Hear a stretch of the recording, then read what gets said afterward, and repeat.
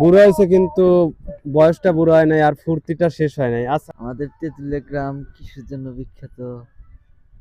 কেন ভাই সঠিক জানা নেই ভাই। সঠিকভাবে বলুন। না।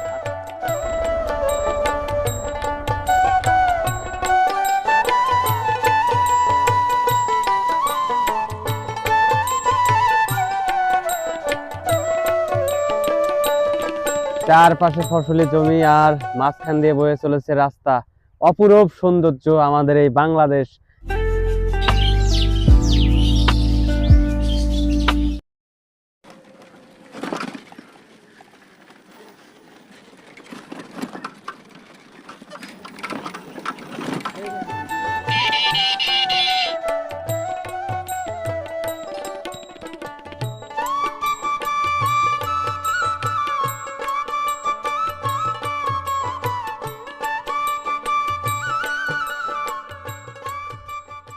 ঘড়িতে 4:25। এই কিছুক্ষণ আগেই নামলাম গাড়ি থেকে। আজকে যাচ্ছি হলো আপনার তেঁতুলিয়া গ্রাম। ঠিক অনেক সুন্দর একটি রাস্তা গ্রামের পাশ দিয়ে, আর মাঝখানে দেখেন একটা গ্রামীণ পরিবেশে একটা সুন্দর বাড়ি, কত সুন্দর লাগতেছে। আর পাশেই কিন্তু আপনার সর্ষে ক্ষেত, আর এই মাঝখান দিয়ে রাস্তা। এই পাশটাতেও দেখাই অনেক বিশাল একটা চড়া, দেখেন কত সুন্দর রাস্তা। এই রাস্তা দিয়ে আজকে হেঁটে যাচ্ছি তেঁতুলিয়া। ওই সামনের গ্রামটাই হচ্ছে তেঁতুলিয়া। গ্রামে ঢুকতে গেলেই একটা মাদ্রাসা, নুরানি তালিমুল কুরআন ও সুন্নাহ মাদ্রাসা, অনেক সুন্দর। শিশুরা এখানে মাদ্রাসায় লেখাপড়া করে, বিষয়টা আমার অনেক ভালো লাগলো। আর মাদ্রাসাটা হচ্ছে আমাদের পরিচিত আলিম ভাইয়ের। আমি প্রায় বছরই এই মাদ্রাসায় দাওয়াত পাই, আসি।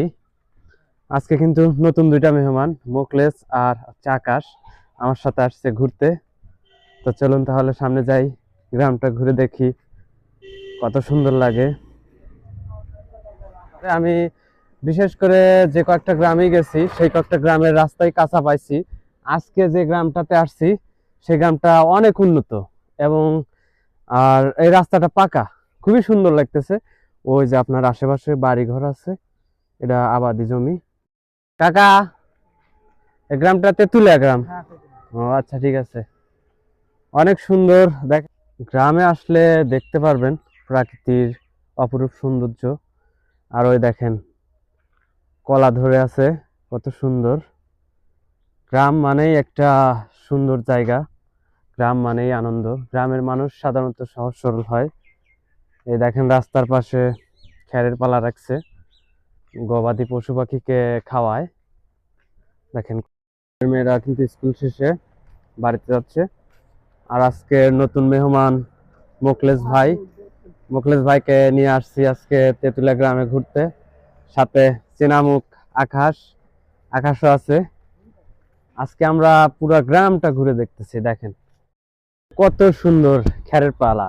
গ্রামে আসলে আপনারা এই দৃশ্যগুলা দেখতেই পারবেন, কারণ কিছু থাক বা না থাক, গরু গবাদি পশুকে খাওয়ানোর জন্য অনেক কিছু থাকবে সাধারণত।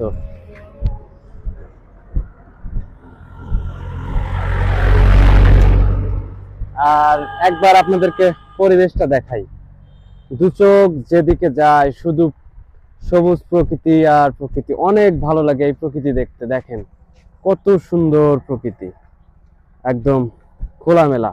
আহ, প্রাণ একদম জুড়িয়ে যাচ্ছে। আর মাঝখানে দিয়ে রাস্তা, এটা শিমুল গাছ। দেখেন একবার দেখাই আপনাদেরকে, কত সুন্দর প্রকৃতি।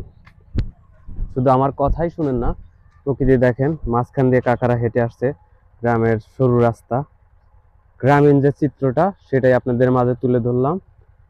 একদম দেখেন কত সুন্দর প্রকৃতি।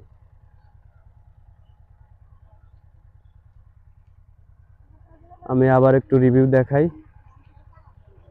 বসন্ত আসলে এই গাছে শিমুল ফুল ফুটবে।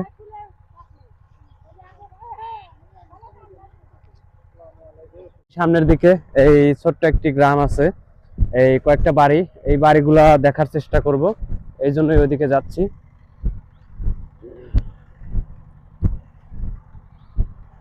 আর দেখেন কত সুন্দর লাউ গাছ, লাউ বাগান। আর আমাদের সামনে ওখানে ট্রাক্টর নিয়ে যাচ্ছে এক লোক, কৃষি জমিতে হাল চাষ করে গেল। রাস্তাটা দেখেন একবার, কত সুন্দর লাগতেছে। এটাই তেঁতুলিয়া গ্রাম।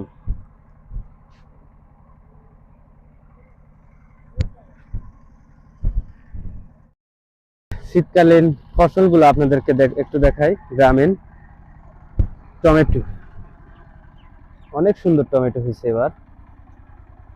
টমেটো আছে, আপনার মরিচ আছে। এটা শীতকালীন ফসল। গ্রামের মানুষ একদম ফরমালিন মুক্ত, এখান থেকে শহরে যায়।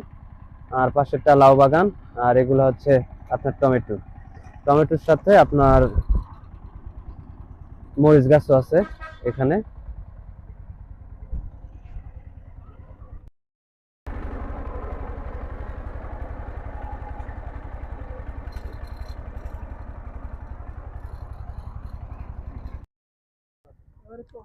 পরন্ত বিকেল, আর ফসলের মাঝে একটা জিনিস দেখতে পাইতেছি, ওই যে আমরা একটু ওইদিকে যাব, আপনাদেরকে দেখাবো।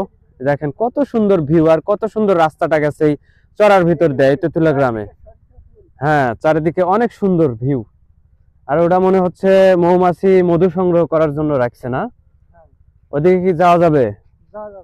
যাওয়া যাবে না, ওই যে যদি কামড় দেয় তাহলে সমস্যা, কারণ ওইদিকে যাওয়া যাবে না। একটু জুম করে দেখাই।